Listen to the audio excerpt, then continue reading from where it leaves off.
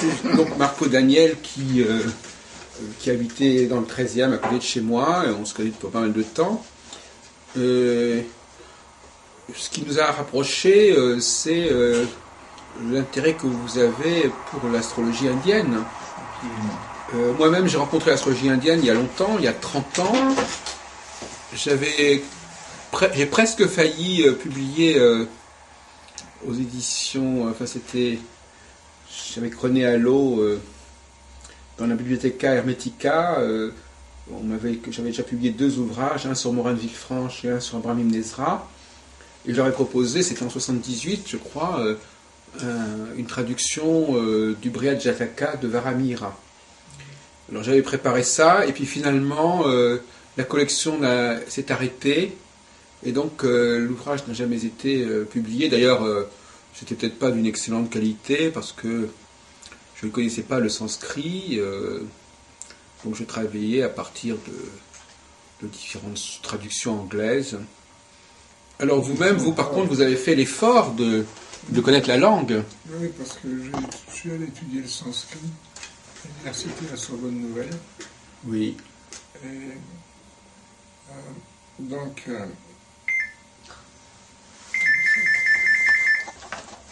Et vous avez suivi donc des cours de sanskrit à la Sorbonne, oui.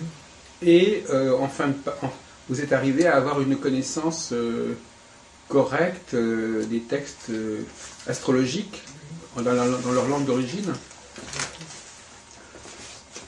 Et quels sont cette connaissance, qu'est-ce que ça vous a apporté de pouvoir les lire directement et pas en traduction? Ça vous a apporté une meilleure compréhension du document? Bien sûr. Parce que parfois on se dit, mais pourquoi ne pas les lire en anglais ou en français? Qu'est-ce que ça vous apporte de les lire dans leur langue de départ? Écoutez, la chose la plus importante, c'est le fait que ça permet de... Comment dirais-je?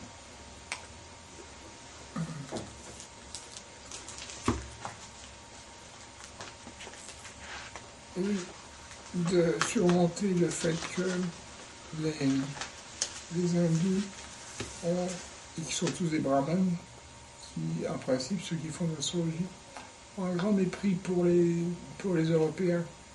Et donc, si vous voulez, on ne peut pas faire confiance aux traductions, parce que les traductions sont faites pour les Européens, et donc il n'y a aucune confiance qu'on peut donner à cela dans la traduction des textes. Vous avez remarqué des erreurs de traduction, justement? Oui, oui. Absolument. Qui étaient graves, des erreurs qui perturbaient, qui modifiaient le sens du texte? Tout à fait. Alors ces traductions, elles sont faites n'importe comment, à votre avis? Pas n'importe comment, mais quand même... Ils ne s'introduisent pas volontairement des erreurs? C'est fait un peu par-dessus la jambe, comme ça Oui.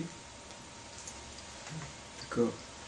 Bon, donc vous avez pu pénétrer ainsi... vous connaissiez déjà l'astrologie hindoue par des textes anglais ou français avant d'entrer dans ce domaine. Et au départ, comment vous aviez découvert l'astrologie hindoue, Marco Daniel? L'astrologie hindoue, j'ai découverte le premier jour que je suis arrivé en Inde. Je suis arrivé en Inde parce que je vivais au Pakistan, j'ai passé 4 ans au Pakistan, de 74 à 78. Et à ce moment-là, il y a eu l'arrestation et l'exécution de Bhutto. Ah oui, Pakistan, oui. Par, le père de Benazir Bhutto. Oui, et par le général Ziaoula, oui. Qui a pris donc la place de Bhutto. Et voilà. Donc je suis arrivé à Delhi en train, et à la gare de Delhi, nous étions en train de chercher un hôtel avec ma femme.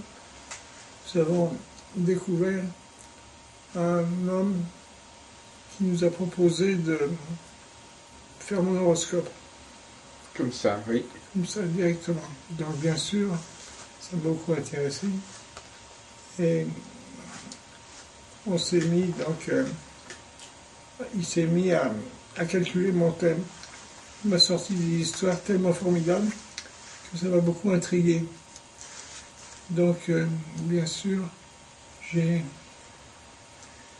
me suis beaucoup intéressé à la question. J'ai rencontré des grands astrologues hindous. Comme Raman, oui, bien sûr. Ouais. C'était en quelle année, ça? C'était en 78. Voilà, donc c'est ça. Mais vous connaissiez déjà l'astrologie normale ou vous avez commencé l'astrologie par ce biais-là? Je connaissais un petit peu l'astrologie, mais j'y croyais pas vraiment. Je trouvais que l'astrologie occidentale était pas très intéressante.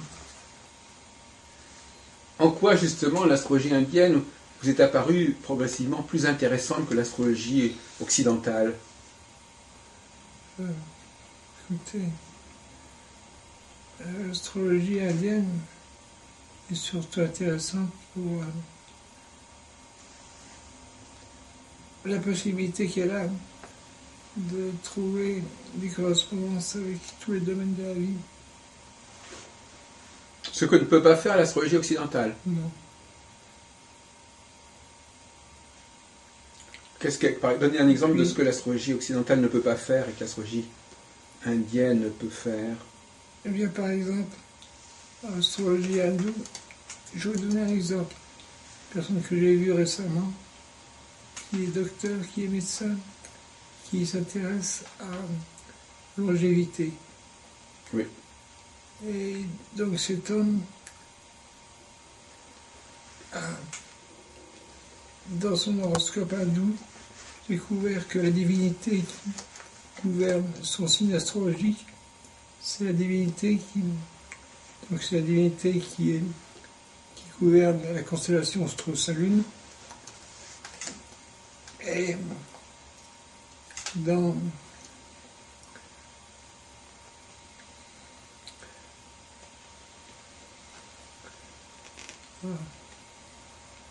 je perds le fil par moi. Oui, donc, donc effectivement, vous donnez des exemples. Alors, je vais demander un petit peu, en attendant que vous repreniez, je vais demander un petit peu à Valérie, qui est votre élève en fait, enfin, qui vous avez formé un petit peu. Qui s'intéresse. Je suis pas élève, non.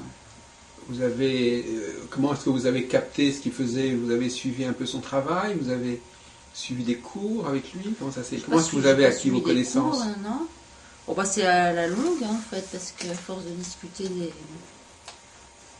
thèmes, de choses, des énergies, moi, je m'intéresse beaucoup aux manifestations des énergies, donc c'était une façon symbolique, en fait, pour moi. Enfin, c'était des symboles, et puis tout ça, ça m'intéresse, donc... Mais je ne suis pas formée vraiment pour astrologue. Enfin, vous connaissez du point de vue astrologique. Oui, Vous savez quelles sont les planètes dans votre thème. Oui. Vous suivez. Comment vous faites des prévisions vous-même? Vous utilisez les dasas? Ah non, moi je ne fais pas de prévision du tout.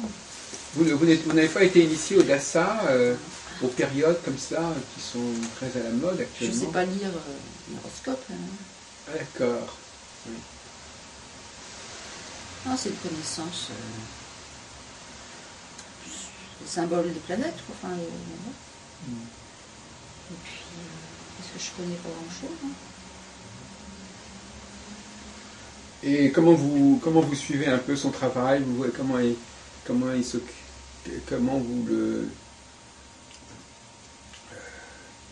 avez donc, vous connaissez depuis quelques années, depuis 7-8 ans Depuis 18 ans.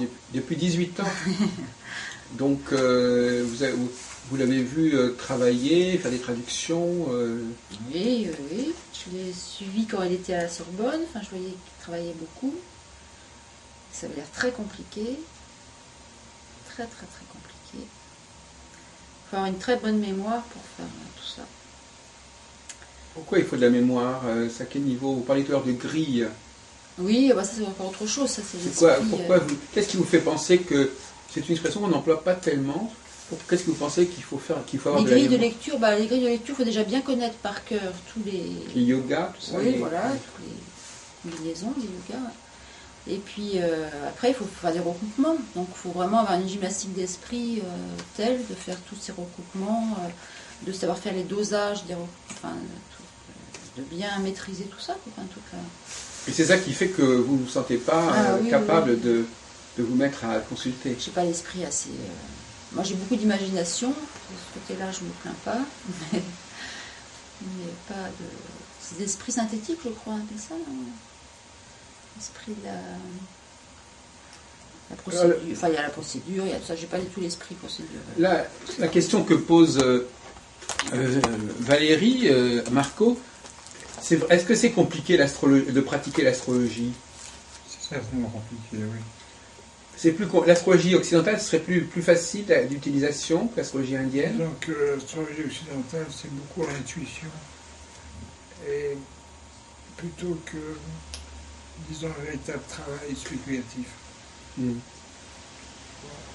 que l'astrologie hindoue repose sur des données qui sont absolument fixes, quoi. Tenez, donc vous voyez, vous fixez, et puis si je lui pose une question. Donc c'est beaucoup plus, l'astrologie indienne, ça exige, d'après ce que vous me dites, ça exige des calculs, ça exige tout un travail. C'est long de faire une consultation astrologique en indienne, hindoue. Oui, il y a beaucoup de calculs à faire. Mais on peut pas, il n'y a pas l'informatique qui vient maintenant aider un peu? Oui, bien sûr, pour les calculs. Mais les calculs, c'est quelque chose qui est quand même relativement simple en soi. Oui. Alors la difficulté, c'est où? La difficulté, c'est plutôt dans la...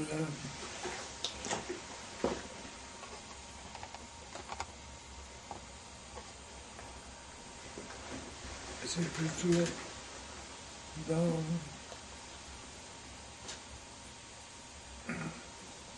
Oui, dans le fait que, pour moi par exemple, j'oublie, j'ai tendance à oublier maintenant. Oui, mais avant, non. Avant, non. Donc maintenant, vous ne pouvez plus vous ne pouvez plus faire votre travail Je ne d'interprète. peux plus faire mon travail d'astrologue parce que je n'ai plus la pratique. Il y a une routine, il y a une habitude qui... Oui, Vous êtes déshabitué de... tout à fait. Oui. Mais vous vous souvenez comment vous faisiez. Oui. Et donc finalement, vous pouvez nous expliquer comment procède un astrologue. Ouais, par exemple, quelqu'un vous téléphone, il dit voilà, je prends rendez-vous avec vous pour un thème. Alors qu'est-ce que ça va enclencher comme travail chez vous? Il faut déjà que je fasse des calculs. Alors quel genre de calcul? Pouvez-vous être plus précis? Quels ouvrages utilisez-vous? Quels travaux, quelles tables vous... Qu'est-ce que vous mettez en place? Écoutez, j'ai normalement Un programme.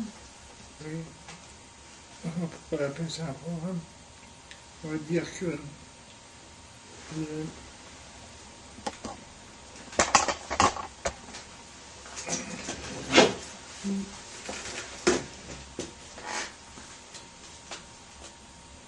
bon, disons que je m'intéresse moins qu'autrefois à l'astrologie. Oui, non mais j'entends bien. Mais quand vous le faisiez, comment ça se passait? Donc, première étape, vous regardez les éphémérides, Oui. vous faites le thème, vous posez les planètes, Oui. et après, qu'est-ce que vous faites?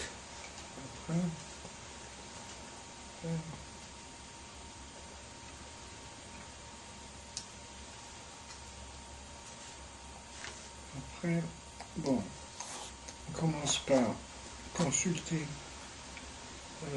les éphémérides indiens de l'année, les positions des planètes, etc.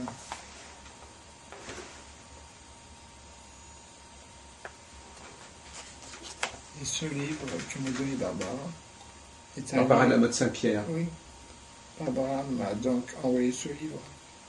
Et c'est impossible de faire quoi que ce soit sans utiliser ce livre. Malheureusement, il se trouve qu'en ce moment, je n'ai plus le programme pour, L'ordinateur. pour le livre, pour la machine qui sert à faire les calculs. Oui, Le programme est, enfin les piles, il faut changer quelque chose. oui. Pour mettre le programme à jour.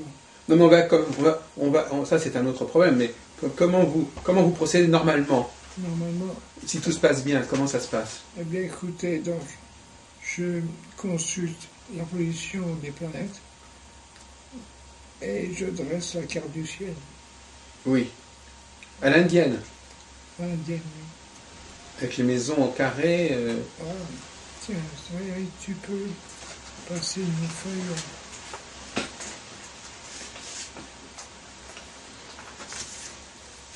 Ouais. Voilà, c'est ça.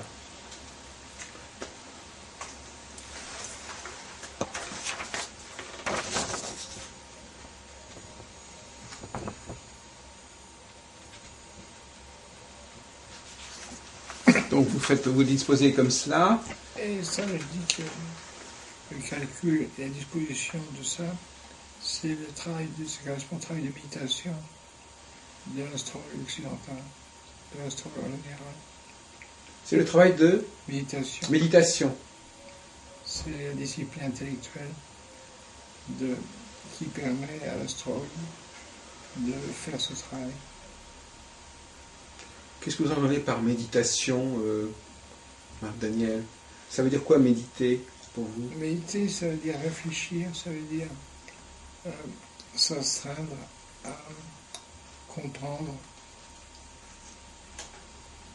par rapport à des textes.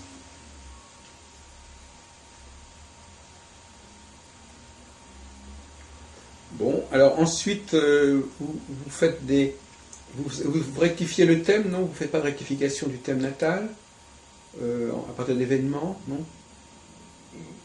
Ça dépend.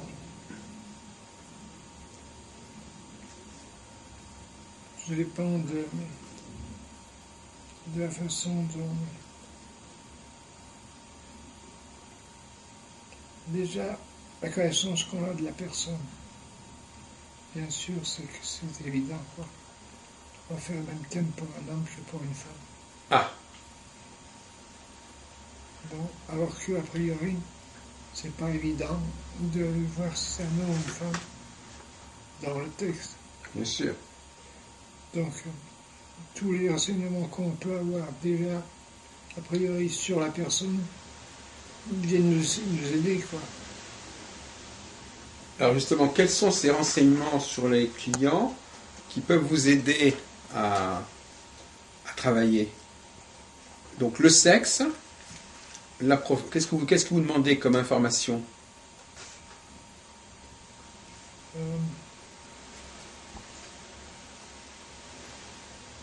Oui, le sexe, bien sûr. L'occupation professionnelle. Ça, vous ne la trouvez pas dans le thème natal. Vous la demandez par ailleurs. Non, mais disons que je peux plus facilement arriver à trouver si j'ai, par exemple, dans ce thème-là, Oui. c'est une jeune femme qui vit dans la campagne et qui s'occupe d'élever des moutons.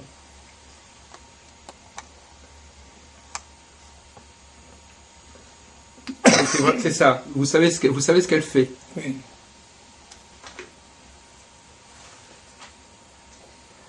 Et donc ça vous aide à comprendre son thème. Voilà. Parce que sans ça, vous auriez pu partir dans une mauvaise direction, ou vous auriez pu vous disperser. Sûrement. Alors, Disons que les deux positions vont se conforter, quoi. donc d'un côté vous avez le thème astral, de l'autre côté vous savez des choses de la personne. Voilà. Alors le fait que ce soit une dame qui garde les moutons, qu'est-ce que ça... Tenez-vous. Qu'est-ce que ça vous apporte? Ça vous amène à regarder autrement le thème? Oui. Et le fait que ce soit une femme aussi, qu'est-ce que ça veut dire pour vous? Alors, est-ce que l'astrologie indienne vous dit ce que c'est qu'une femme ou un homme, ou est-ce que c'est vous qui le savez et qui apportez cet élément à l'astrologie? Est-ce que dans les traités d'astrologie, vous avez des explications sur l'homme et la femme? Oui. Je pense que les énergies ne doivent pas se manifester pareil si c'est un homme ou une femme. En fait. Oui, mais excusez-moi, Même si c'est les mêmes combinaisons. est-ce que vous avez entendu parler en fréquentant Marco Daniel, est-ce que vous avez entendu parler de l'homme et de la femme? Est-ce qu'il a des choses à dire sur l'homme et la femme, ou est-ce que c'est chacun qui arrive avec son idée de la question? Je pense pas que ça soit fondamental, hein, parce qu'en fait, il y a même des gens androgynes. Mais tu peux lire dans un texte. Si tu vois pas la personne, tu peux pas savoir à l'avance si c'est un homme ou une femme. Non, mais même l'astrologue occidental ne le sait pas. Ouais, bah ouais. Maintenant, c'est vrai que les énergies vont... Enfin, il y a tout un découlement des combinaisons, un recoupement des combinaisons qui fait que... Est-ce que lorsque vous savez que c'est un homme ou une femme, vous avez d'autres tableaux à utiliser? L'astrologie indienne vous donne d'autres pistes selon que vous avez un client mâle ou femelle? Dans certains cas, oui. Est-ce que Varamira, par exemple, ou un autre astrologue indien, vous dit quelle est la différence entre le thème d'un homme et le thème d'une femme? Mais a priori, oui. Parce que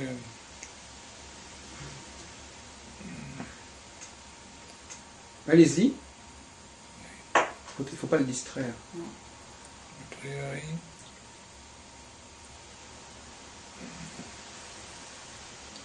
j'arrive pas. J'arrive pas à trouver le mot. Oui. J'ai entendu dire qu'il y a des combinaisons qui ne donnent pas les mêmes résultats chez un homme que chez une femme. Oui, Ah, c'est ça. sûrement. Mais je crois que surtout c'est lié aux constellations. Moi je donne encore beaucoup d'importance aux constellations, au système de constellations. Si on a une constellation féminine qui régit la Lune, qui régit la constellation où se trouve la Lune, il y a de fortes chances que la personne soit une femme. Donc le thème vous dit si la personne serait plutôt une femme qu'un homme. Voilà. Ah oui. Donc, quelque part, vous pensez que, en regardant le thème, on peut savoir si on a affaire à un homme ou à une femme, Oui. ou en tout cas à quelqu'un de masculin ou de féminin. Oui. Par exemple, Valérie, elle a un thème de femme ou d'homme? Oui. J'en veux plus de centaines. Et vous-même, vous avez un thème d'homme ou de femme, vous? Moi, j'ai plus un thème d'homme. Parce que j'ai eu 2 enfants. Ça se voit. On voit dans votre thème que vous avez eu 2 enfants? Donc, on va essayer de parler de manière plus personnelle. Donc, finalement, votre vie, vous la comprenez à travers votre connaissance de l'astrologie indienne? Oui. Par exemple, vous nous donnez des exemples d'événements dans votre vie qui s'expliquent par l'astrologie hindoue?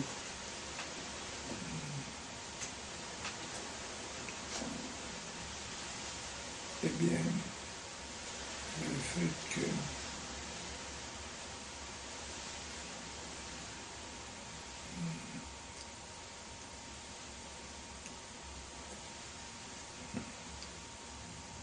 que l'astrologie soit devenue pour moi un moyen d'expression et un moyen de gagner ma vie aussi.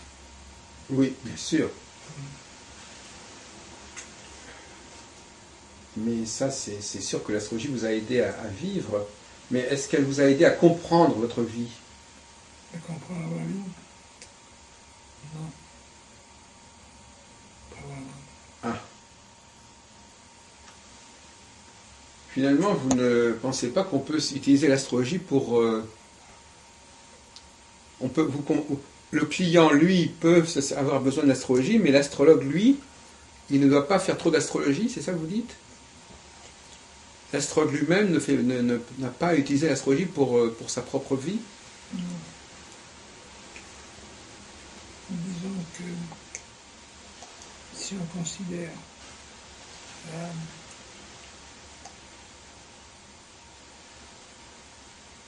Si on considère la vie d'astrologue, on peut voir qu'il y a 7 tranches de vie qui correspondent à 7 niveaux. Bon, le premier étant, bien sûr, le niveau le plus difficile. C'est le niveau du cerveau. Ensuite, il y a correspond au bélier. Ensuite, on a le niveau de la bouche qui correspond au taureau. Oui. Ensuite, on a le niveau du langage, de l'expression verbale qui correspond aux gémeaux. Oui. Ensuite, on a le cancer qui correspond aux sentiments. Ensuite, on a le soleil qui correspond à l'expression. À l'expression, à la création. Par rapport à, par exemple, s'il y a des enfants, on va trouver des planètes. Si par exemple on trouve la Lune, en Lion, il y a de fortes chances pour que cet homme-là ait une petite fille.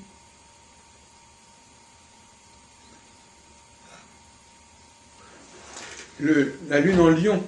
Oui. Mais le lion est-il un signe féminin, le lion? Non. Non, c'est un signe masculin. Mais la lune est un signe féminin. Oui. Alors la perplexité est là. Mais la lune, il faut bien qu'elle soit quelque part, la lune, de toute façon, dans un thème.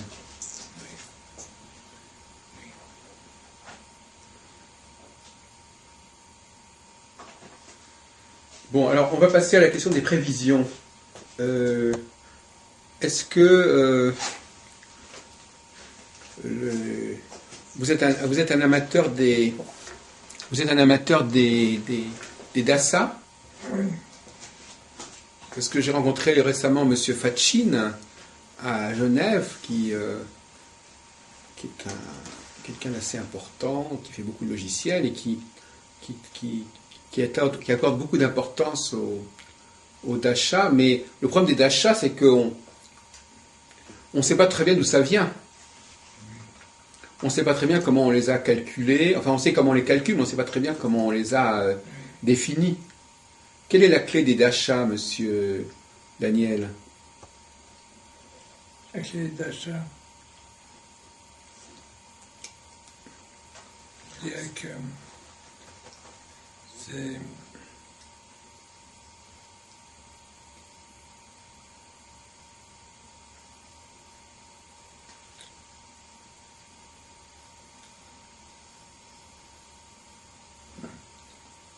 ben, ça dépend du niveau qui se trouve en première période, quoi.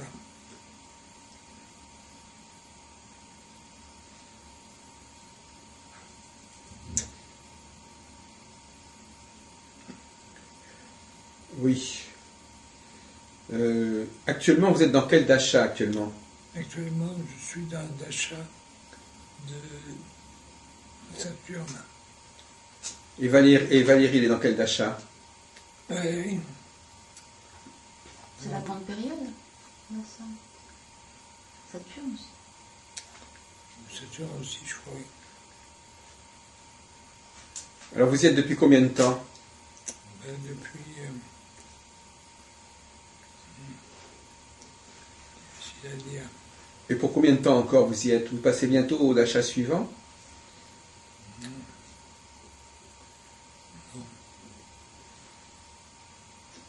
Écoutez, je suis entré dans une période maintenant où j'ai beaucoup de mal à m'intéresser encore à l'astrologie. Oui. Il y a une masse de connaissances qui m'a passionné à une certaine époque de ma vie. D'accord. Et qui ne me passionne plus maintenant. Non.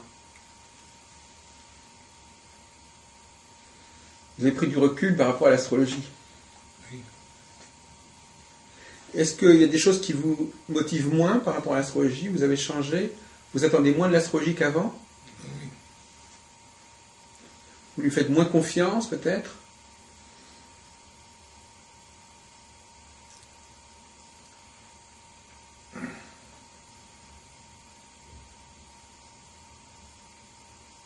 Vous êtes passé à autre chose?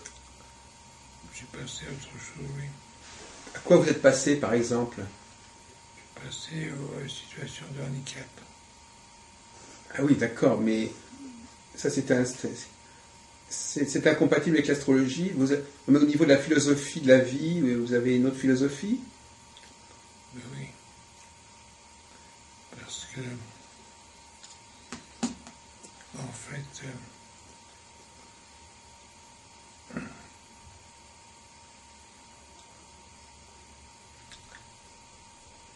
j'arrive plus à trouver les mots.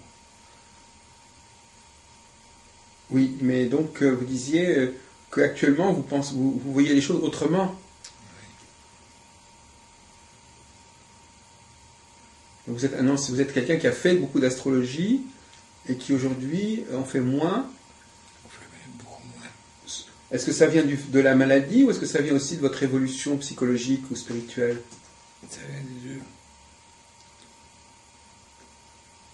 Alors pouvez-vous nous parler de votre état actuel, de votre ressenti actuel? Mon ressenti actuel, c'est que j'ai l'impression que mon cerveau est en train de se vider. Oui. C'est fou, mais c'est ça. Alors vous, par exemple, Valérie, est-ce que vous pensez qu'il a changé, qu'il ne s'intéresse, vous considérez qu'il n'est plus, il n'est plus astrologue, il ne s'intéresse plus à l'astrologie, est-ce que c'est vrai ça? Je pense que non, il s'y intéresse toujours, mais c'est quand même quelque chose de très compliqué, donc il faut avoir une gymnastique d'esprit très très pointue, enfin, très performante. On a l'impression aussi qu'il est un peu déçu par l'astrologie, non? Ou que... Il y a eu un petit moment où il y a eu une petite déception, mais je pense que c'est parce qu'en fait on est trop dans les mécanismes avec l'astrologie, c'est-à-dire que c'est passionnant, hein, ça c'est certain, mais quand on connaît ça par cœur, on y va, on rentre vraiment dans le sujet à fond, on rentre que dans des mécanismes à n'en plus finir, enfin, des superpositions de mécanismes, des choses comme ça, enfin, des élaborations. Et en fait, le cerveau a aussi besoin de... Donc il y a une base initiatique dans l'astrologie, mais le cerveau a besoin d'un certain détachement aussi, quoi. Donc si on n'arrive pas à transcender sa propre vie, c'est pas de connaître toutes les sciences du monde qui vont nous faire évoluer avec nous-mêmes, forcément, quoi. Moi, par exemple, ça m'a aidé beaucoup l'astrologie pour me connaître moi-même, dans le sens qu'on comprend les fonctionnements, les rouages de notre propre vie, comment on va fonctionner, on va réagir à telle situation, etc. Donc c'est hyper intéressant, parce que c'est vrai que des fois on peut se retrouver devant un mur par rapport à certains phénomènes de notre vie, quoi. Pourquoi, par exemple, on n'a pas d'enfant il y a des tas de questions qu'on peut se poser dans la vie, quoi. Et quand on commence à comprendre qu'il y a des mécanismes internes dans notre thème qui peuvent les expliquer, enfin que c'est... il faut commencer, ça aide à s'accepter soi-même, en fait. Pour commencer, déjà. Mais après, il faut quand même arriver à... Si on veut vraiment évoluer spirituellement, il faut se détacher un peu plus, je crois. Alors, par exemple, dans votre cas, Valérie, tout à l'heure, vous en parlez quand vous étiez en voiture, quelles sont les clés astrologiques de votre vie, de votre comportement, de votre psychisme? Qu'est-ce qu'il y a dans le thème astral qui résonne en vous et qui vous dit, voilà, bon ben... je parle de mon thème astral. Voilà, vous et votre thème, qu'est-ce qui, dans votre thème, vous a permis de mieux comprendre qui vous étiez et mieux vous accepter, justement? J'ai des combinaisons qui sont assez fortes, enfin qui sont particulières, disons. Donc, donnez-en quelques exemples. J'ai Raoult à l'ascendant, presque collé sur mon ascendant, ce qui fait que je suis très imprévue, très stable. Enfin, donc ceci explique cela, comme on dit. Mais bon, c'est vrai qu'il y a des correspondances avec beaucoup de choses, quoi. Donc j'ai Raoult à l'ascendant, ça c'est sûr. C'est pour ça que j'aime pas trop être filmée d'ailleurs, parce que je suis la reine du camouflage, a priori, soi-disant. Mais sinon, j'ai Jupiter et Saturne, oui, ça fait une conjonction assez compliquée, enfin, ce qui me rend un peu... J'ai des énergies contradictoires qui se rencontrent, enfin, des choses comme ça.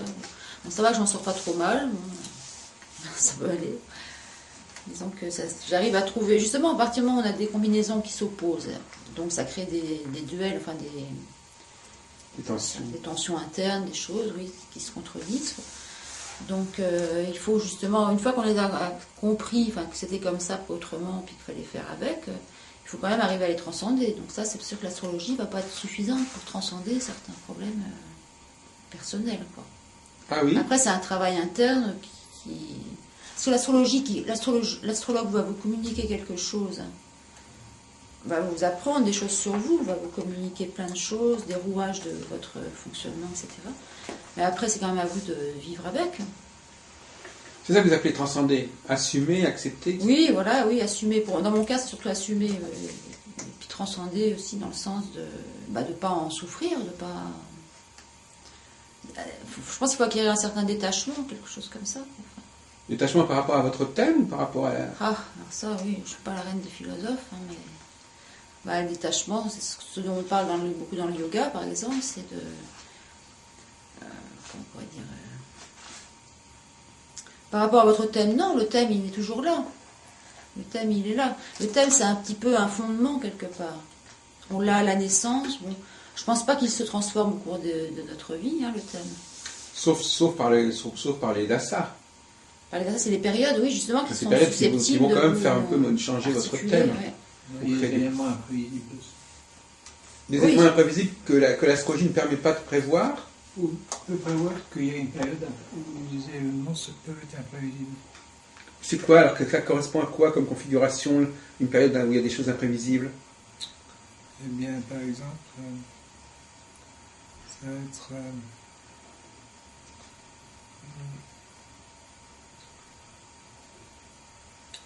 je sais pas, qu'est-ce que...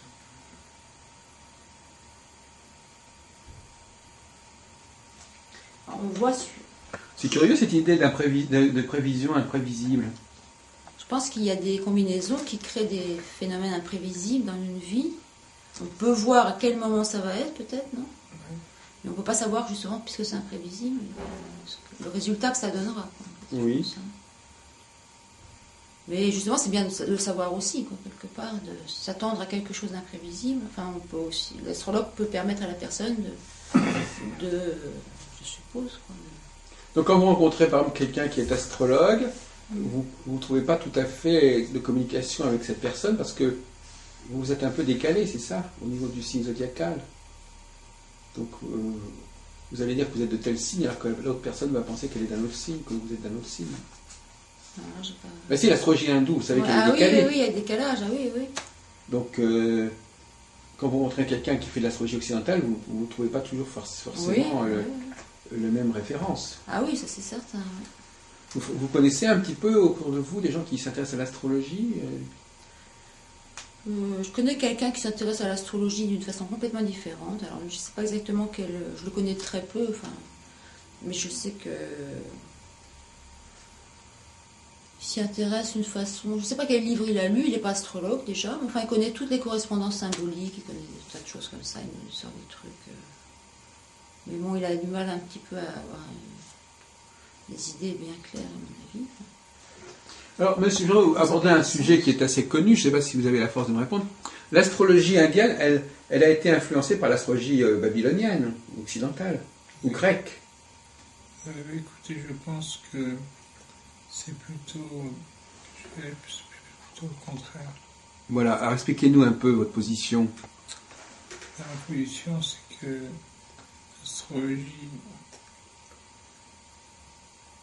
l'astrologie grecque est arrivée à peu près à la période d'Alexandre. Oui. La période où justement Alexandre a rencontré les sages hindous. D'accord. Donc à ce moment-là, il y a eu un échange de connaissances et de techniques. Oui. Disons que les hindous avaient des connaissances techniques beaucoup plus précises et les Grecs étaient beaucoup plus rationnels sur le plan du calcul, des positions des planètes, etc. Mais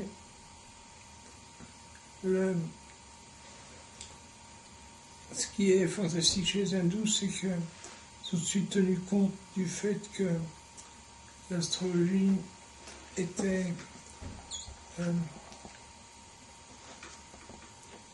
l'astrologie était qu'est-ce qu'on pourrait dire?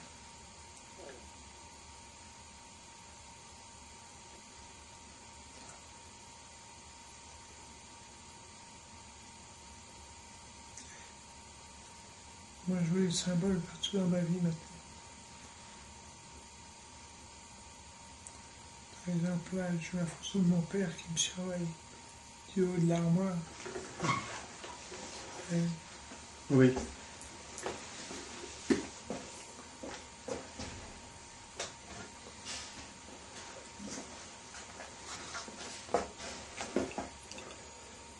une grande ressemblance. Oui, en effet. Comme il disait toujours, il n'y a pas de cocu dans la famille. Mais bon, en fait,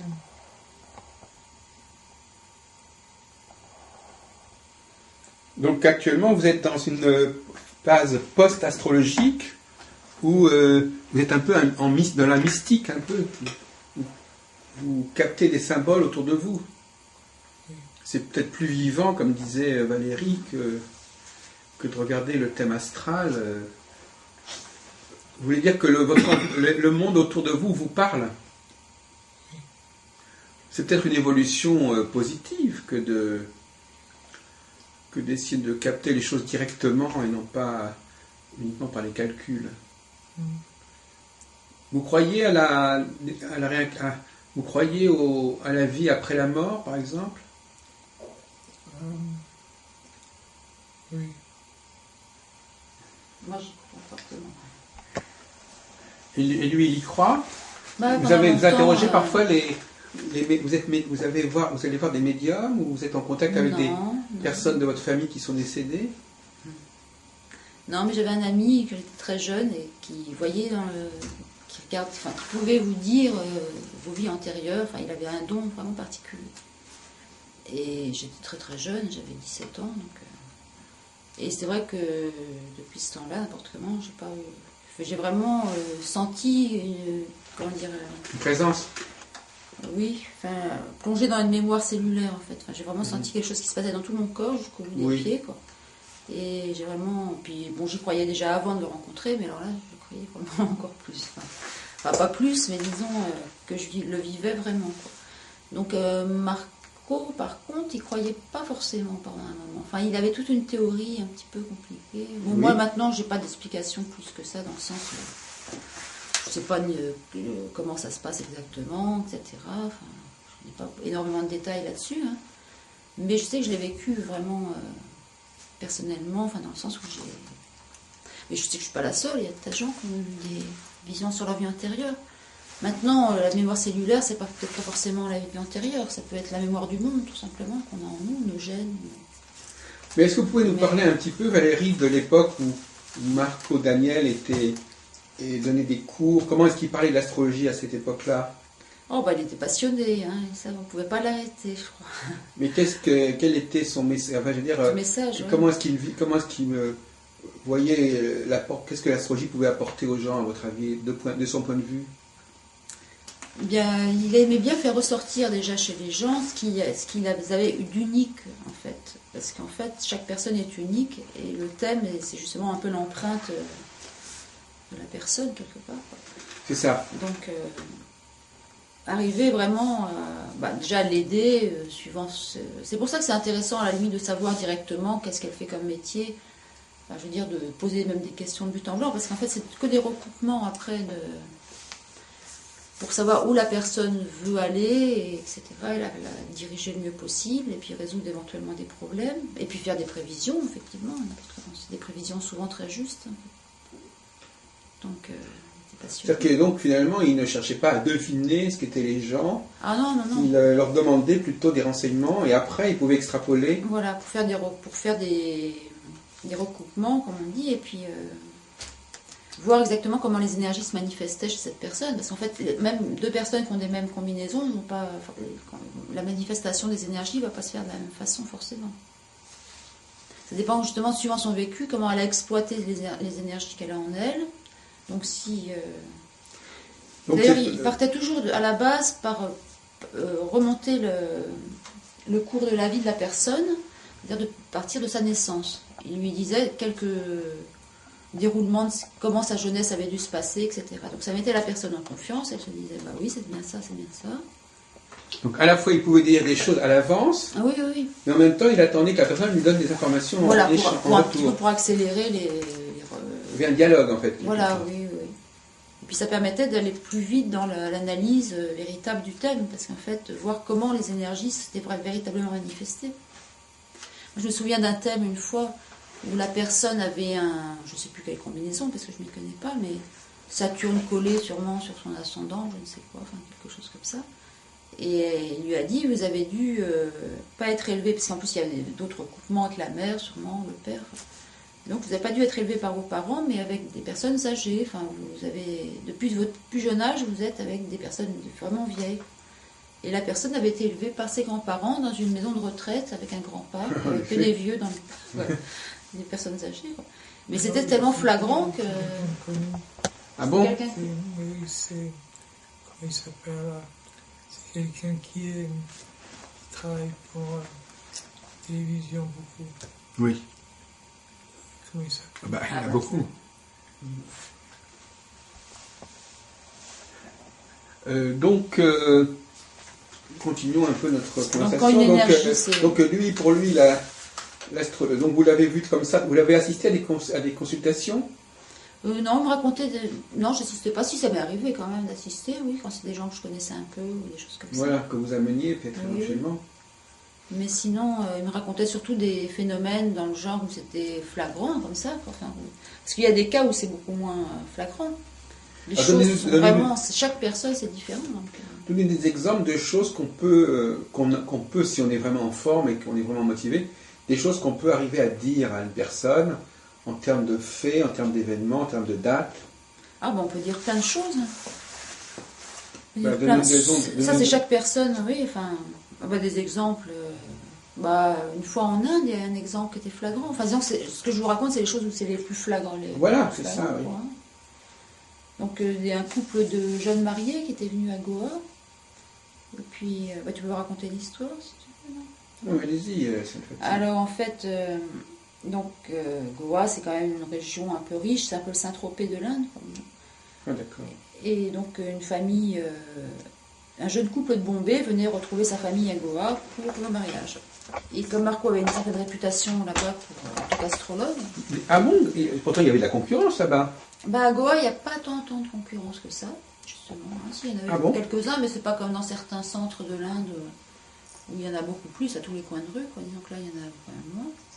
Et il vivait là depuis pas mal d'années, donc avec sa famille, ses enfants, etc. Donc, et vous le connaissiez à ce moment-là aussi? Non, je ne le connaissais pas à ce moment-là. Donc vous l'avez entendu parler? Oui. Il me l'a raconté. Oui, d'accord. Et donc, une famille lui dit, va donc voir Marco l'astrologue, il est très bien. Et donc, ils ont fait le thème, en fait, à l'avance et tout, puis il s'aperçoit que le mari allait mourir, mais dans le mois qui suivait, quoi. Enfin, alors là, il était vraiment embêté, parce qu'il venait juste de se marier, il venait, comme à chaque événement, grand événement en Inde, on fait son thème, le mariage en faisait partie, donc. Et le thème, voilà ce qu'il dit, quoi. Donc, il dit, c'est pas possible, je ne peux pas lui annoncer que son mari va mourir dans un mois ou deux maximum. Oui. Et c'était justement ce qu'il appelle, ce que j'ai souvent entendu dire, quelque chose d'incontournable. C'est-à-dire qu'il y a des fois où c'est pas aussi sûr, vous voyez, ça peut pas arriver, mais là c'était incontournable. Ça se certifiait dans le thème de la femme, etc. Donc il s'est fait porter malade, il a fait comme s'il avait une crise de paludisme, il s'est enfoui sous ses couvertures, puis il a dit « Je suis désolé, tout ce que je peux vous dire, c'est que vous allez vivre le plus beau moment de votre vie. » Ah oui. Voilà, puis ils sont repartis, et puis il est rentré à Bombay, puisque... Il y a eu des nouvelles de ce type? Et il est mort, effectivement, oui, ils étaient commerçants, et il y a toute une mafia qui faisait un peu fureur à l'époque. à Bombay. Et Il a été tué? Il s'est fait tuer à coups de mitraillette, enfin de revolver, Oui. dans son magasin. Enfin, c'était même dans les journaux, je sais pas quoi. Enfin, il y a eu toute une émeute. Enfin, il a surtout appris la nouvelle par la famille, en fait. Alors qu'est-ce que ça voulait dire, monsieur Daniel? Quelque chose d'incontournable. Il ne pouvait pas échapper à ce sort? Non. Et vous ne vouliez pas non plus lui en parler, en fait? Ben non. C'est quand même surtout les gens qui sont en voyage de noces, c'est plus difficile de leur dire qu'ils vont mourir dans les jours qui viennent, dans les mois qui viennent. Vous vous souvenez de la configuration qui vous avait qui vous avait amené à ce pronostic définitif? Il y a ce qu'on appelle les niveaux de conscience, l'échelle des niveaux de conscience, qui commence avec... Je peux te retrouver.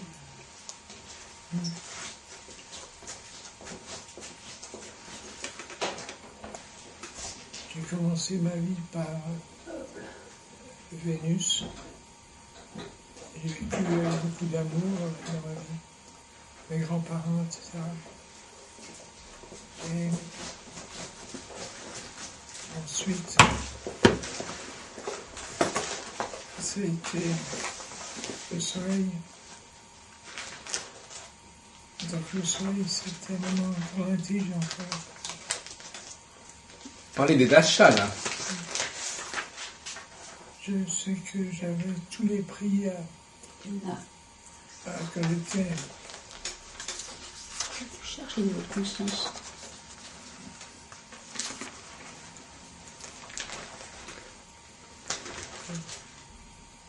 Mais tout le monde passe par les mêmes stades, en fait, mais pas au même moment.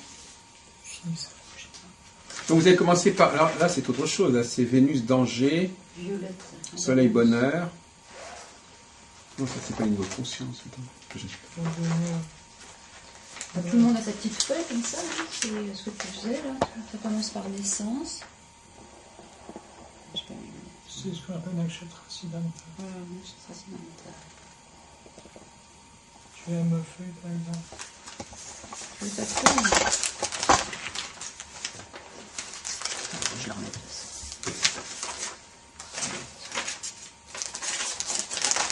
Passe-moi mes lunettes. Votre vie, donc vous avez commencé par une phase vénusienne, puis une phase solaire. La phase solaire, oui. Alors ça vous amène à quelle année, ça, la phase solaire? Elle dure 6 ans, la phase solaire. Voilà. La phase vénusienne, elle avait duré, je ne sais plus, autour de mon père, jusqu'au retour de mon père. Autour de captivité de mon père. Oui. Ça a été une catastrophe. Oui. J'attendais le créateur et c'était en fait hyper fouettard. D'accord. Il est revenu en 45, 46? Il est revenu en 46, oui. Oui. Vous aviez idéalisé votre père. Oui. Vous ne l'aviez pas connu quasiment. Non. Il était prisonnier. Il était prisonnier, il était dans un camp de prisonniers. Voilà, c'est ça. En 40, il a été prisonnier comme beaucoup de... Il était prisonnier, et il est revenu, et à ce moment-là, ça a été un choc pour vous. C'était un choc terrible pour moi. Et c'était la fin de la phase vénusienne ou c'était C'était la fin de la phase vénusienne, c'est entrer en phase solaire. Et la phase solaire, c'était une phase donc d'extrême intelligence pour moi. Oui. Et en même temps de punition terrible. Ouais. Pardon, un peu. Et cette phase solaire, elle a duré combien d'années? Comme toutes les phases solaires? 6 ans. 6 ans. Donc là, vous aviez maintenant, vous aviez 12 ans. Oui. Alors à 12 ans, vous êtes entré dans la phase lunaire. Qui a duré 10 ans. Voilà, donc 12 ans jusqu'à 22 ans. Oui. Alors comment vous la définissez, la phase lunaire, vous La phase lunaire, eh bien... C'était mieux que la phase solaire? C'était moins bien? Mais c'était pas mal. C'était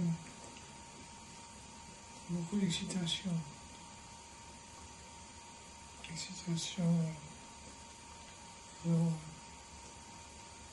sexuelle, etc. Alors, donc, à 22 ans, vous changez encore de phase. Là, j'entre dans la phase lunaire, Non, vous étiez dans la phase lunaire. dans la phase martienne. Vous comprenez la succession des phases, vous les connaissez par cœur quand même. Et la phase martienne, elle dure 7 ans. Et c'est juste le moment où je rencontre ma première femme. À 22 ans, 23 ans. Non.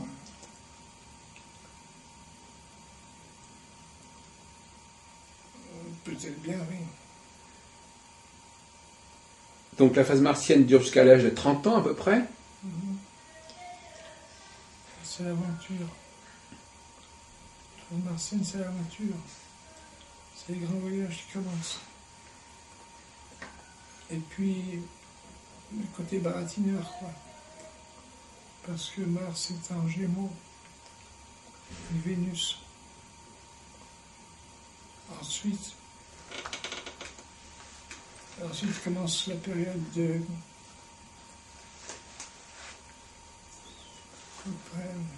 Soufflez-lui. Après la phase martienne, c'est quoi? C'est Raoult, c'est quoi? Oui, c'est vraiment Ça, c'est basique, ça. 18 ans. Alors là, c'est très long. Ouais, c'est long. Donc entre 30 et 48 ans, vous étiez dans la phase Raoult. Ouais. Alors comment vous avez vécu cette phase de 18 ans? Assez durement.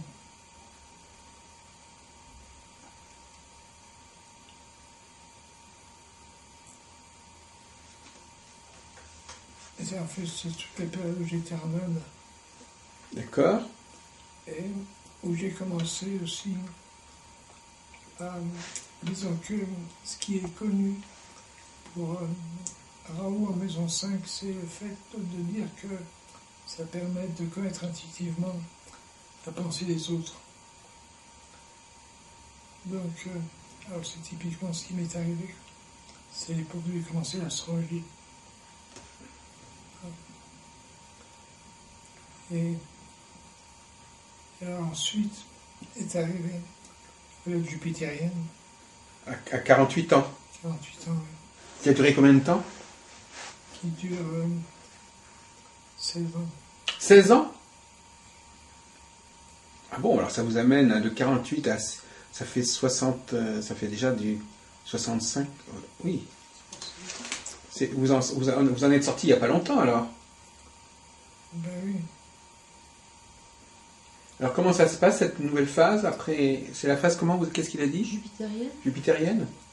Jupitérien, oui. Alors c'est favorable, ça, la phase jupitérienne? Mais des côtés favorables, des côtés moins favorables. Oui. Alors favorable, c'est parce que c'est jupitérien, quoi. Mhm. Je rencontre Valérie, etc. Oui. Mais en même temps, Jupiter est en maison 12. Oui, on relie le dasha avec le thème natal, oui, c'est ça. Oui. Donc, commence la période vraiment dure, quoi, avec Jupiter et Saturne en maison 12. Eh oui. Donc, c'est le moment où je me vide la tête. Et voilà. Il y a 18 ans, alors. Oui, c'est ce qu'il a... Oui, quand il a quitté la phase... Il avait, à 48 ans, il est entré en phase jupitérienne. Raoult. Non, il est sorti de la phase Raoult, et il est entré en phase jupitérienne pendant 18 ans, donc jusqu'à l'âge de 66 ans en fait. Pas possible, parce que ça fait 18 ans qu'on se connaît et qu'il a 68 ans. Oui, et alors? Ouais, Mais il n'est plus, Jupitérienne, il y a 18 ans, oui. il n'est plus en phase, Ça, il n'est plus dans cette phase-là. Depuis quelques années, vous avez changé de phase. Ça fait Je suis en Saturne maintenant. Voilà. 2-3 ans. Alors. Voilà, c'est ça. Oui. Alors, est-ce que ça correspondait à un changement, l'entrée dans la phase de Saturne? Mais c'est le moment où je suis devenu vraiment. J'ai plus marché, par exemple. Oui. Et alors Valérie, est-ce qu'elle a connu, vous avez suivi aussi sa vie à Valérie à travers ce système? Ben, certainement, mais je ne me rappelle pas maintenant. Comment? Je ne me rappelle pas maintenant. Ah oui. Mais vous ne connaissez pas cette théorie des dasa avec des périodes comme ça? Si, moi ça fait longtemps que je suis dans la période de Saturne, donc je prends patience. J'attends que... Vous savez quand est-ce que ça va se terminer, cette période de Saturne? Je ne sais pas exactement. Je crois que il y en a encore pour quelques années, à mon avis. Oui, c'est-à-dire que tu ne travailles pas. Oui, hein, il n'y a pas que ça. Qu'est-ce que vous lui prévoyez à Valérie? Il va y avoir des changements dans sa vie prochainement? Il va y avoir un changement de phase? Eh bien, elle va entrer la Mercure. Oui. Donc Mercure, c'est une période quand même extrêmement intéressante. Mais est-ce que Mercure est bon dans son thème astral pour ce que ça correspond aussi? Il faudrait qu'on regarde ton J'ai thème. Lune et Mercure en balance. Ça. Lune et Mercure en balance. Oh, ça fait des années qu'il n'a pas regardé mon thème, il ne veut plus regarder. Bah, peut-être qu'il va s'y remettre là. Oui, c'est bien, ouais. Ouais, j'ai Lune et Mercure en balance. Hein, ça. Mars en Gémeaux comme toi, Lune et Mercure en balance. Jupiter, Saturne, conjonction, je sais pas quoi. Ça fait des années qu'on n'a pas parlé de ça. Non, Ça revient. ouais. J'ai pas un excellent Mercure à mon avis. Mais enfin, ça sera peut-être mieux que Saturne quand même. Vous savez comment on calcule les dasas? Vous savez comment on détermine le premier dasa de la vie? Comment ça commence? Bah, oui, c'est À partir de la position de la Lune, comment ça se passe exactement? Comment on fait le calcul pour savoir quel est le dasa de dans l'enfant? quel dasa on est, ouais. Dans quel dasa on commence? Comment ça naît? Parce qu'après tout s'enclenche. Mais le premier, il faut déjà le connaître et on n'est pas forcément au début d'un dasa, on peut être, Oui, on peut naître au ouais. milieu d'un dasa. Eh bien, je ne me rappelle plus trop, mais bon, c'est assez simple, hein, mais bon, c'est assez simple. Bah, disons que déjà, il y a j'ai pas les calculs que tu sors de la machine, de l'ordinateur, justement. Tu as toutes les positions des planètes. Donc, on rentre les planètes dans les maisons. Et suivant où est la maison 1, voilà. Enfin, puis les dasas, non, c'est encore autre chose. C'est pas trop. C'est vrai que peut-être que je pourrais m'y mettre avec l'âge, j'ai peut-être un peu plus de cervelle. Mais oui. Un peu plus de... Ouais, parce que la période de Mercure, c'est la création intellectuelle. C'est la curiosité intellectuelle. C'est la marque de Mercure. Moi, j'ai une grande curiosité intellectuelle, par exemple, mais elle tourne un peu dans le vide, ma curiosité intellectuelle. Hein? Je sais pas ce que tu en penses, je sais pas si je m'exprime bien. Parce qu'elle est liée à la Lune, en fait. On me disait toujours, j'ai l'intelligence du cœur. C'est ça, l'intelligence du cœur. Vas-y, oui. Qui s'appelait Se libérer du connu. De Krishnamurti. Ah oui, Krishnamurti. Ouais. Et j'ai trouvé que ça résumait très très bien ma situation. Il fallait que je me libère du connu, en fait. Parce que toute ma première partie de ma vie, avant cet accident, en fait, j'étais complètement vouée aux études. Enfin, ma mère mettait ça sur un piédestal, d'ailleurs, et comme j'étais la plus douée en plus, donc... Qu'est-ce que c'est que cet accident? Rappelez-moi, c'est quoi? Oh, c'était un simple accident avec un ami d'enfance en mobilette. Je suis tombée sur la Ah oui, tête. d'accord. Traumatisme crânien. Oui, d'accord. C'était pas dramatique, j'ai fait que 3 quarts d'heure de coma, enfin, c'était pas non plus... Mais ça a eu des séquelles. Oui, ça a eu des séquelles, oui, énormes. Oui, parce que j'avais plus du tout la même concentration, la même mémoire. Et comme j'ai toujours eu tendance à m'évader, même avant l'accident, enfin, à être une grande rêveuse, beaucoup d'imagination et très grande rêveuse, après, la mémoire... Et elle partait, quoi, en fait. Je préférais rêver, en fait. Je veux dire, c'est surtout ça. J'ai découvert le monde du rêve et tout ça, et ça m'intéressait bien plus. Enfin, et j'étais dans la facilité avant, alors qu'après, il fallait que je me force pour me concentrer, donc c'était plus possible. Et se libérer du connu, oui, ça a très bien résumé. Je me suis dit, bah, tiens, il n'y a pas que moi qui pense que... Alors, monsieur Daniel, vous avez dit que vous aviez rencontré l'astrologie un peu par hasard, comme ça, en arrivant en Inde. Et qu'est-ce qui vous a dit cet astrologue de si frappant que vous aviez rencontré avec votre femme il y a 30 ans? Eh bien, Sur le moment, vous ne saviez pas que c'était important. C'est par la suite ou bien déjà, ce qu'il vous avait dit sur le moment, ça vous avait frappé? ben, il m'a dit des choses qui m'ont beaucoup intéressé. C'est pas particulier. Il m'a dit que j'allais rester en Inde pendant 8 ans. Il m'a dit que j'allais mourir à 82 ans. Vous avez encore un peu de marge là. Vous avez jusqu'en 2022. Oui. C'est possible, hein? Ben oui, pour saisir. Oui. Enfin, Mais sur le moment, c'est pas ça qui vous avait frappé, puisque vous ne pouviez pas le vérifier.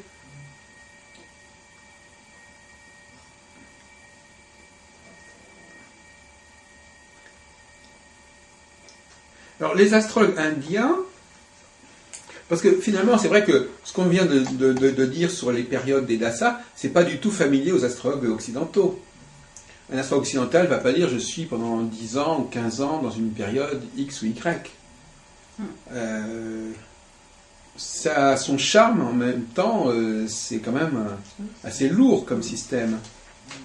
D'autant plus qu'on ne sait pas très bien sur quoi ça fonctionne, parce que pourquoi est-ce qu'on passe à un moment donné d'une phase martienne à une phase ici, enfin, je veux dire, c'est pas des calculs astronomiques très précis. Enfin, je veux dire, c'est précis, mais ça ne correspond pas à une réalité astronomique bien connue. C'est très important pour les Indiens, les dasas. Par exemple, à une période donnée, vous êtes dans une phase Saturne, et une autre personne peut être dans une phase Jupiter. On n'est pas tous dans la même période, c'est ça? On est décalés les uns par rapport aux autres. Vous pouvez vraiment avoir votre femme, par exemple, elle peut très bien passer par une phase qui n'est pas la même que la vôtre.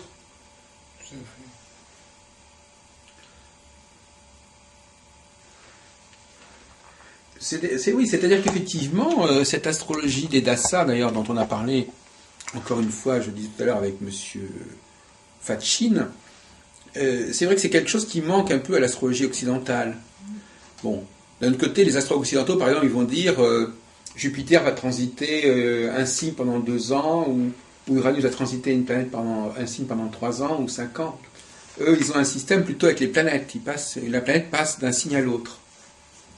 Donc eux, leur symbolique, c'est plutôt le passage d'un signe zodiacal à un autre signe zodiacal. Alors que chez les Indiens, ce serait plutôt le passage d'une planète à une autre planète. C'est-à-dire que finalement, ce sont les symboliques planétaires qui l'emportent sur les symboliques zodiacales. Alors que chez les Occidentaux, c'est les symboliques zodiacales qui l'emportent sur les symboliques planétaires. Ça, c'est une différence qui me paraît assez frappante. Donc, on va bientôt terminer, parce que finalement, malheureusement, on n'a pas beaucoup de temps. Vous pouvez nous dire de manière plus générale, qu'est-ce que c'est que l'astrologie pour vous? Qu'est-ce qu'elle est? Quelle est sa place? Alors d'abord, pour les astrologues indiens, d'où elle vient cette astrologie? C'est une révélation? C'est quoi l'astrologie? D'où elle est née l'astrologie pour eux? L'astrologie est née, on dit que c'est Brahma. D'après la tradition, c'est Brahma qui a créé l'astrologie. Donc il l'aurait donné aux hommes en fait? Oui, c'est le créateur Brahma. D'accord. Donc c'est normal. Mais en même temps,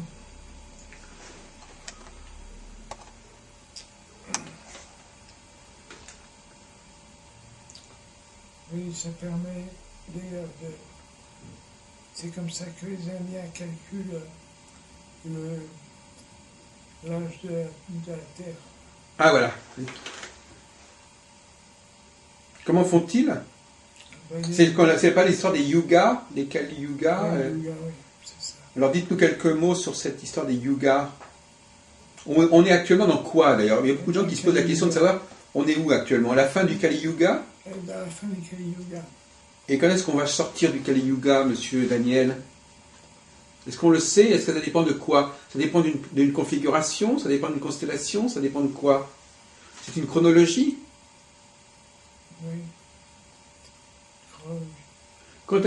Qu'est-ce qui va marquer la fin du Kali Yuga?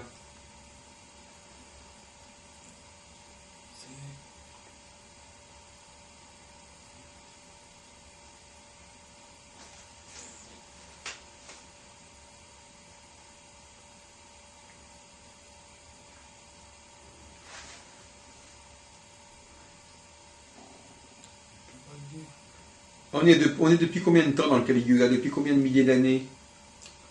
Depuis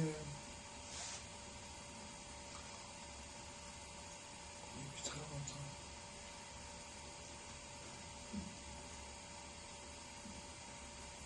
Vous avez suivi, vous, Valérie, cette question du Kali Yuga, c'est quand même important, c'est basique ça. Ouais, non, j'ai pas vraiment suivi ça, non. On vous a pas parlé de l'âge de fer, tout ça Oui, l'âge de fer, oui. L'âge de bronze.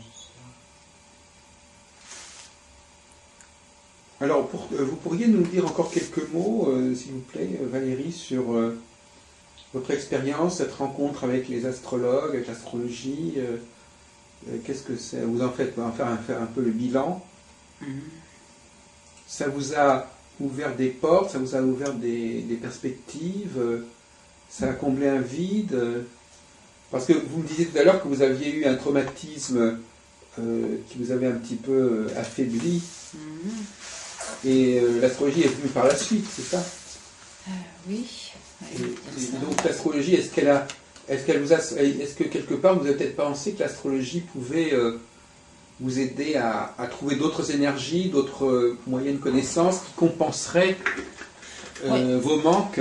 Je pense que ça dépend des personnes, mais dans mon cas, moi, en fait, je pense que j'étais trop intellectuelle. Enfin, je suis tombée sur le côté gauche, en fait, hein, donc je pense qu'il fallait que je libère un peu ce côté borné, enfin intellectuel, disons. Donc c'est un accident de l'accumulation de la connaissance, quoi. Et je pense que quand on arrive à se libérer un peu de ce truc de toujours accumuler de la connaissance, accumuler dans le sens... Enfin, j'ai pas rien contre accumuler de la connaissance, hein, il en faut au contraire, mais on commence vraiment à apprendre, je pense, à rentrer vraiment dans le vif du sujet, qu'on arrive à... d'ailleurs, quand même les grands professeurs, ils ont des acquis, et après, ils peuvent véritablement en faire quelque chose de créatif, en fait. Vous voyez, mais il y a beaucoup de gens, par exemple, qui vont passer des années à l'université à apprendre des sciences ou des physique, chimie ou n'importe quoi, enfin, et qui ne vont pas forcément créer quelque chose avec. Ils vont juste arriver à accumuler des connaissances. Donc, je pense que ça m'a libéré, ça a pu développer mon instinct intuitif que j'avais enfoui un peu sûrement. Et après, ce qui m'a permis justement d'avoir accès de rencontrer des gens comme par hasard, qui faisaient de l'astrologie ou des choses comme ça, quoi. Parce que si on n'est pas attiré, enfin si on n'a pas pour rencontrer les gens qui s'intéressent à ça, il faut soi-même être en demande, quoi, quelque part. Oui. Donc ça a correspondu à quelque chose que vous attendiez. Enfin, vous attendiez quelque chose de cet ordre-là. Comme un changement de polarisation, et comme aussi, d'un seul coup, je passais d'un monde intellectuel et purement... Mais l'astrologie, c'est très intellectuel par certains côtés, non? Oui, ça c'est justement le côté peut-être qui me manque le plus, justement. Mais... Donc l'astrologie, pour vous, c'était pas le côté intellectuel? Moi, c'est les symboles, la symbolique surtout qui m'intéresse. Oui. Dans tous les domaines, que ce soit en poésie, enfin n'importe quel sujet, c'est les symboles. Maintenant, l'astrologie, c'est fabuleux parce que c'est vraiment, enfin surtout l'astrologie que j'ai connue à travers Marco, c'est vraiment très très intéressant, quoi. C'est toute une histoire, tout un monde, des recoupes, enfin oui, il y a un début, une fin, enfin, c'est plein de symboles qui s'enchevêtrent un peu trop des fois. Enfin, il faut avoir l'esprit vraiment fort, moi je trouve, pour arriver à bien l'utiliser, quoi, disons. Mais c'est quoi, enfin, je pose une question un peu idiote, mais c'est quoi pour vous le